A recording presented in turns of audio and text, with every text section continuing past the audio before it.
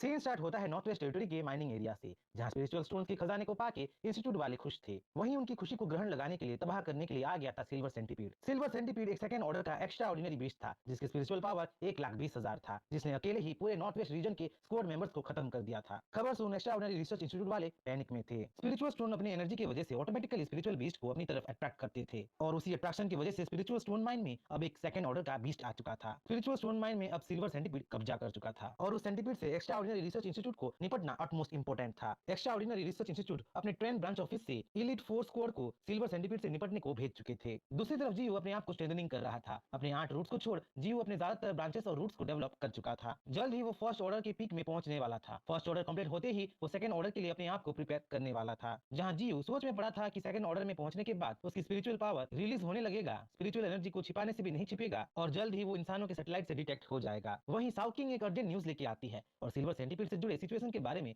जीयू को अपडेट करती है। साउकिंग बताती है कि सिल्वर सेंटीपीड 1,20,000 के स्पिरिचुअल पावर वाला मॉन्स्टर था, और अगर इंसान मिलकर 1,20,000 स्पिरिचुअल पावर वाले बीस्ट के साथ जूझ सकते हैं तो जीयू का स्पिरिचुअल लेवल तो बस 16,000 है। इंसान स्पिरिचुअल स्टोन के साथ अपने बॉडी के स्ट्रेंथ को अपग्रेड कर रहे हैं, और ऐसा ही चलता रहा तो स्पिरिचुअल स्टोन को यूज कर करके एक टाइम ऐसा आएगा जब इंसान जीयू और उसके बीस्ट के साथ कैचअप कर लेंगे। जीयू ये सुन घबराने लगा था। वो इंसानों से थर्ड ऑर्डर में पहुंचने से पहले उलझना नहीं चाहता था, पर अगर इंसान भी अपनी पावर्स को अपग्रेड कर रहे हैं तो जीयू के सारे प्लान्स देखते ही देखते उसके सामने कोलैप्स होने वाले थे। क्योंकि सिल्वर सेंटीपीड एक सेकंड ऑर्डर का बीस्ट था, तो जीयू सोच में पड़ गया था कि इंसानों की सैटेलाइट अभी तक उसको डिटेक्ट कैसे नहीं कर पाया था। जीयू साउकिंग को और ज्यादा इंफॉर्मेशन कलेक्ट करने के लिए एक्स्ट्रा ऑर्डिनरी रिसर्च इंस्टीट्यूट में भेज देता है, जहां साउकिंग को अपने मास्टर को छोड़ बार बार इंसानों के बीच जाना बिल्कुल अच्छा नहीं लग रहा था, पर अपने मास्टर की खैरियत के लिए उसके कमांड को मानने के लिए साउकिंग को इंसानों के बीच इंफॉर्मेशन लाने जाना पड़ता था। वहीं साउकिंग को इंस्टीट्यूट में प्रोफेसर से पता चल गया था कि म्यूटेंट बीस्ट आराम से अपने आप को स्पिरिचुअल स्टोन के बीच छिपा सकते हैं, अपने ओरा को, अपनी एनर्जी को सैटेलाइट से छिपा सकते हैं। दूसरी तरफ फॉल्कन्स का झुंड एक क्वीन आंट को जीयू के हंट में हेल्प करने के लिए ले आए थे। जीयू को इवोल्यूशन पॉइंट्स गेन करने में हेल्प कर रहे थे। क्वीन आंट के पीछे पीछे आ गए थे क्वीन की पूरी सेना। एक तरीके से जीयू को फॉल्कन्स की वजह से पूरा एक फ्री का बुफे मिल गया था। क्वीन आंट और उसके आर्मी को मार के जीयू को टोटल 882 इवोल्यूशन पॉइंट्स मिल गए थे, जहां जीयू अपने आप को प्रिपेयर करने लगा था। अपने बाकी 8 रूट्स को इवॉल्व करते करते जोरदार पेन महसूस कर रहा था। वहीं दूसरी तरफ जीयू से दूर बर्फीली जमी हुई लेक के पास हनीपॉट बैजर घायल पड़ा था। हमें यहाँ पे पता चलता है कि हनीपॉट बैजर मछलियों का शिकार कर रहा था, जब उसे एक ऑटर का फैमिली मिलता है। क्योंकि ऑटर्स भूखे थे तो हनीपॉट बैजर उनसे अपने फिश को शेयर करता है, और देखते ही देखते ऑटर्स का फैमिली और हनीपॉट बैजर एक दूसरे से घुल मिल चुके थे, दोस्त बन चुके थे। हनीपॉट बैजर ऑटर्स के साथ अपनी लाइफ को एंजॉय कर रहा था, पर उसके एंजॉयमेंट को कोई बर्बाद कर देता है।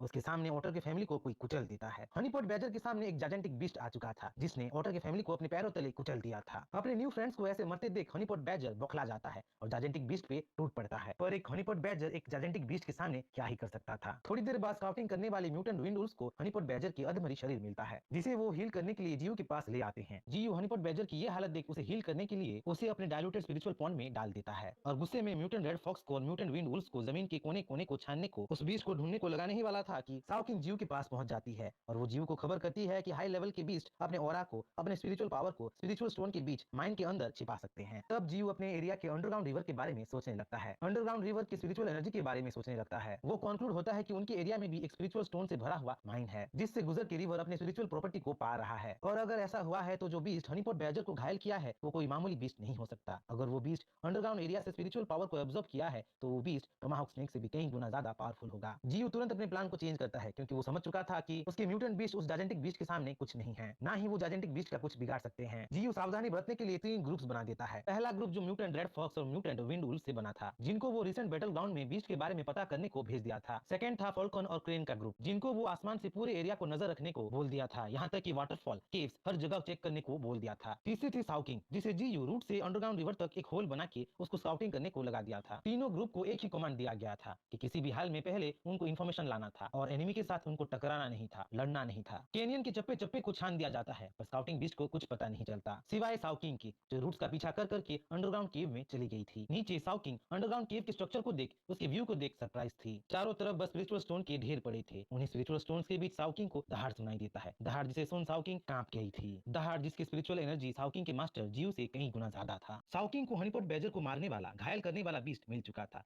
जो एक जायंटिक एलिफेंट टर्टल था।